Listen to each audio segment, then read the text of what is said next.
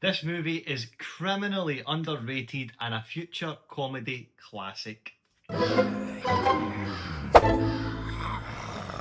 Game Night quietly dropped in 2018 and it's one of the best comedies of the last 15 years easily. In this video I'm going to break down why Game Night works and why it might be the closest we've come to a modern day comedy classic. I first watched Game Night on a plane. The worst place to watch a film and definitely the worst place to watch a hilarious comedy whilst everyone else is trying to get some shut-eye. The setup is simple. A group of friends meet up for a regular game night and they get swept up in what they think is a fake murder mystery, only it's very real. What follows is a tightly wound mix of misunderstandings, real danger, and some of the sharpest comedy writing in recent years. Jason Bateman and Rachel McAdams lead the cast, and their chemistry is pitch perfect. If you need a likeable everyman to anchor the chaos, Jason Bateman is very much your man. In Game Night, he nails that balance perfectly. Always in over his head, but somehow still holding it together. Oh, so take a little bath. Oh, it's so much worse. Rachel McAdams, though, is the real surprise. She's energetic, funny, and fully commits to the madness. Her comedic timing is criminally underrated. Oh, well, thank you. You're welcome.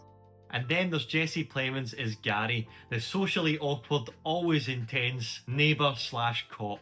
The man gives an Oscar-worthy performance in a movie where people get sucked into jet engines. Every scene he's in, he owns and he elevates the movie. And here's the kicker, throughout the whole movie, he's on screen for just over 10 minutes and he still walks away with it. He delivers a masterclass in awkward tension, funny, unsettling, weirdly tragic, and completely unforgettable.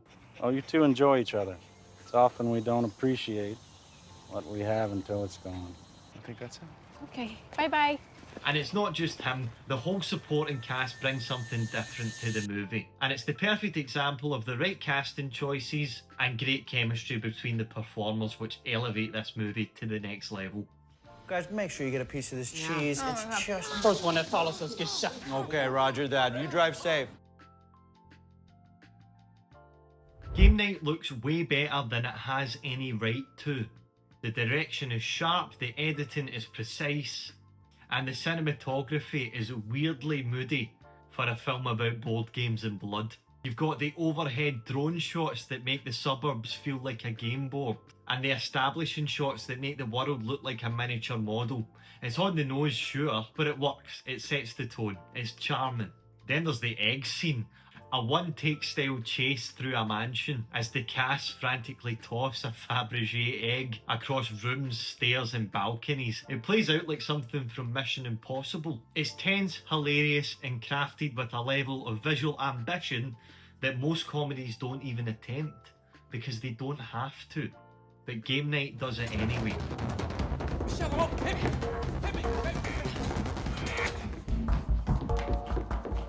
If we compare that to a movie like Tag, which was released in the same year as Game Night, there's a scene where Jeremy Renner escapes an ambush in the woods like he's Jason Bourne. You were so close, mate. It's funny, sure, but it does break the reality of the film, and it tells the audience don't take this seriously. Game Night never does that. Even when it gets wild, it keeps the characters grounded. The camera work might be stylish, but the people in the scene still act like real people. In a lesser movie, a character like Gary would have been a walking cliche, a donut-loving idiot cop. But here, it's way funnier because the joke isn't that he's stupid, it's that he's taking everything way too seriously. You were always better at games than Debbie was. Well, thank you not to besmirch my ex-wife. That woman is an angel. Oh. The man checks the mail in his uniform. Some people check it earlier in the day, but there's always a risk that the mail carrier hasn't come yet. This spares me the chance of a futile trip to the mailbox. That level of tonal commitment from the direction, the cast and the script is what makes Game Night feel crafted.